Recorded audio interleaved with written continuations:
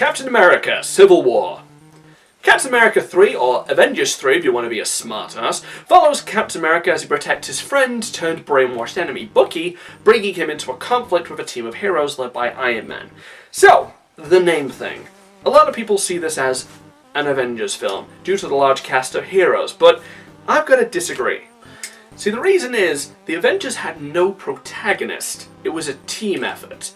This film has a protagonist, Captain America. His decisions drive the story and everyone else is a supporting character in that story, either an ally or an antagonist, unlike the Avengers where no one was the definitive protagonist. He was the leader of the Avengers, yeah, but that's not the same thing as being the main character. It just means that in an action scene, he's the one who's going to be shouting out directions. If the movie was focused on, say, the Superhero Registration Act like the comic, that would be a different story, showing both sides. But here the central conflict revolves around him working with Bucky to go all vigilante, with Iron Man acting as the antagonist trying to stop him. But that's enough semantics. So that superhero registration thing. Yeah, it turns out the rest of the world is kind of tired of the Avengers running around doing whatever they want. Also due to an inhuman outbreak which resulted in random people gaining superpowers, but that's a story for another review. So the United Nations drafted a bill to bring the Avengers under the supervision of the UN, and also, in another review, helps make the organisation's shield more legitimate. It's treated very seriously as well, with discussions on its merits and flaws, questioning how heroes can be effective when they become tied down with bureaucracy.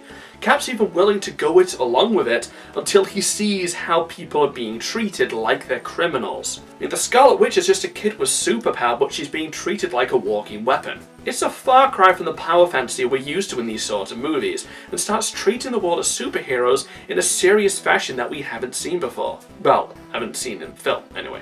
But it's got jokes and it's got superpowers, so it's exactly the same as the campy war film. They're practically identical! This also creates a bit of a problem in that this is the least accessible of the MCU films.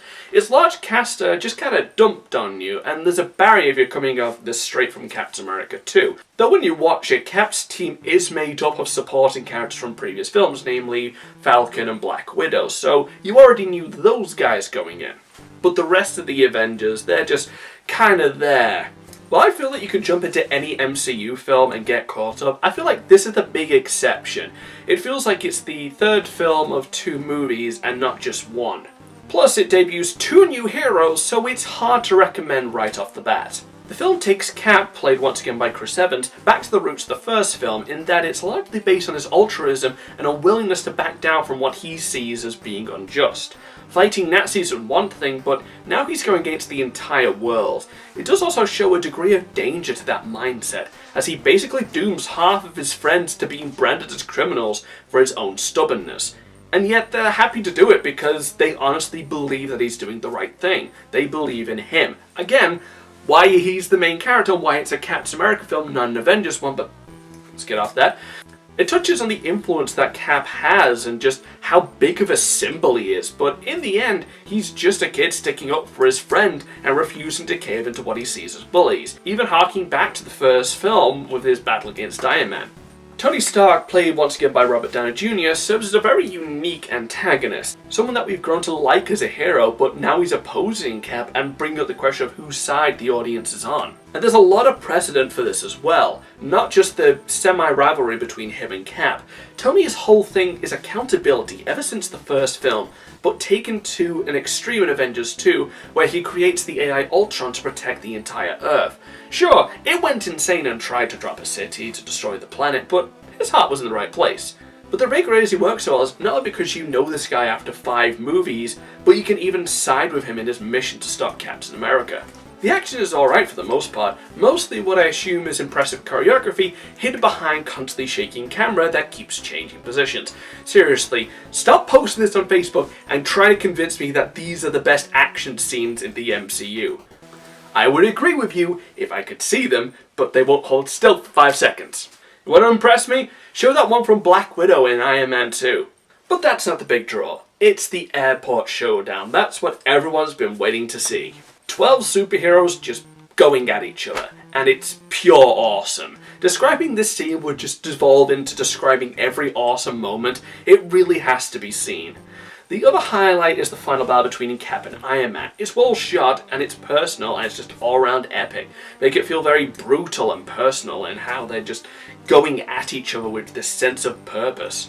If you're going to put You Say Run over any scene from the MCU, it's probably going to be this one.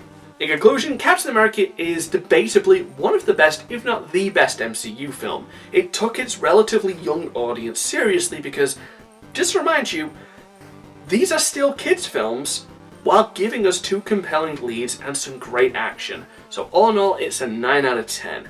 It's hard to say what could tip this over the edge, but it's still a fantastic superhero film. Just maybe warm up with the first 2 Avengers and Captain America movies first. Take care now. Bye bye then.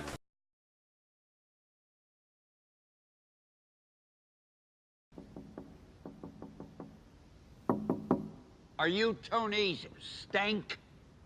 Yes, this is Tony Stank. But it has jokes and superpowers, so pretty much the same as the campy war film. They're practically identical!